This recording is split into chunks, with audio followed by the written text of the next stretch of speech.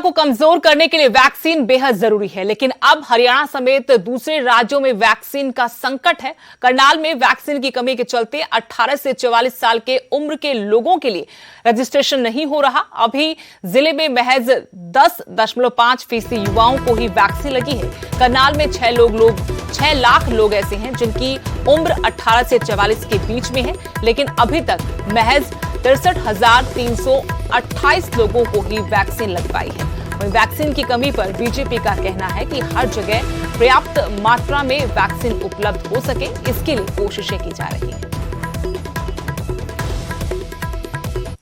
परेशानियां तो जी, ना तो रजिस्ट्रेशन हो पा रहा, ना स्लॉट उपलब्ध है और काफ़ी ज़्यादा हॉस्पिटल के भी चक्कर काट चुके हैं। वो बोलते हैं रजिस्ट्रेशन करवाओ, बट रजिस्ट्रेशन नहीं हो पा रहा है।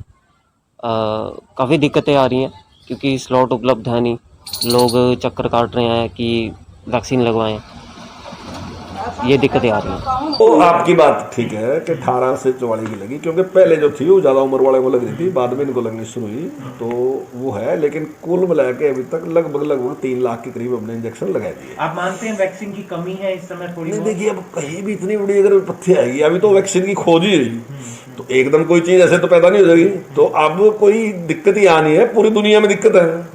आप मुझे किसी देश का ऐसा नाम बता दो जो सबको लगाई दी हो। अमेरिका ने भी लगाई अभी तक, वो तो सब शक्तिशाली देश है। इंग्लैंड ने भी लगाई अब तक, इटली ने भी लगाई अब तक, जहाँ बहुत फैसिलिटी है।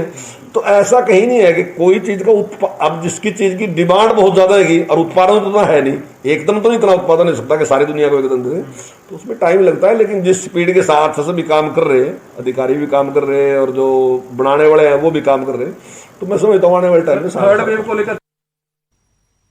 हरियाणा में इस बार गेहूं की 85 लाख मीट्रिक टन आवक हुई है। न्यूज 18 से बातचीत में कृषि मंत्री जेपी दलाल ने कहा कि करीब सभी किसानों की पेमेंट हो चुकी है। वहीं उन्होंने किसानों से वैक्सीन लगाने की अपील की। गेहूं की खरीद पूरी हो चुकी है और पेमेंट भी लगभग किसानों को हो चुकी है। हमारे साथ बातचीत करने के लिए कृषि एवं किसान कल्याण मंत्री जेपी दलाल हैं, उनसे जानते हैं कि क्या स्टेटस है। दलाल साहब, आपसे ही जानना चाहूंगा कि किसानों की जो गेहूं की फसल थी, कितनी अब की बार प्रोक्योरमेंट हुई उसकी, और जो पेमेंट की बात थी, डायरेक्ट पेमेंट की बात थी, क्या डायरेक्ट पेमेंट हुई और कितनी हो गई है?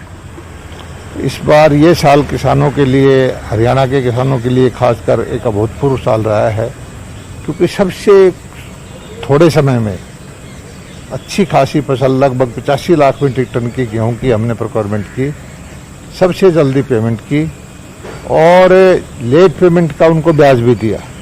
1 करोड़ के आसपास ब्याज की पेमेंट भी की है। और किसान हमेशा ज़िंदगी में ब्याज देता आया, ब्याज लेना सिखा रहे हैं हम उसको। और किसान को धीरे धीरे सशक्तिकरण का जो काम है वो शुरू हो गया है। और एक पर पेमेंट जो थी किसान को सीधी नहीं मिलती थी, डायरेक्ट पेमेंट दी गई है सारी किसानों को। बिचौलियों को कोई पेमेंट नहीं दी गई है। आड़ती को उसका कमीशन, फसल का मूल्य किसान को। तो एक नया सिस्टम शुरू हुआ है जिससे किसानों का सशक्तिकरण हुआ है।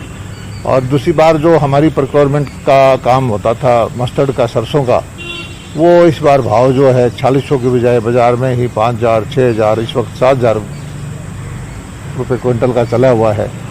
तो किसान खुश है, अच्छा भाव उसको मिला हुआ है। मंडी के अंदर जो है सरकारी प्रोक्योरमेंट के लिए उसको बेचने की जरूरत नहीं पड़ी, बाजार में ही वो बेचता रहा है। तो जो गेहूं की फसल की बात थी, उसकी जो डायरेक्ट पेमेंट की बात थी, पूरी पेमेंट हो गई है या अभी कुछ बचती है? कुछ किसानों के खातों में प्रॉब्लम है, कुछ किसानों के नाम में प्रॉब्लम है, ऐसा 2-3% का मुद्दा बाकी है। बाकी 96-7% की पेमेंट हम कर चुके हैं और किसानों को बहुत टाइमली पेमेंट हुई है, सीधी खाते में पेमेंट हुई है। जो बचा हुआ है पेमेंट है 2-3% की, उसको भी हम जल्दी से जल्दी उसको निपटा के उनके खाते ठीक करा के या नाम ठीक करा के, या कोई और मुद्दा है, आड़ती ने कोई गलत फार्म भर दिया तो उसको ठीक करके हम जल्दी से जल्दी करवा रहे हैं। कैमरामैन संदीप के साथ अंकित उदानी, न्यूज 18 चंडीगढ़।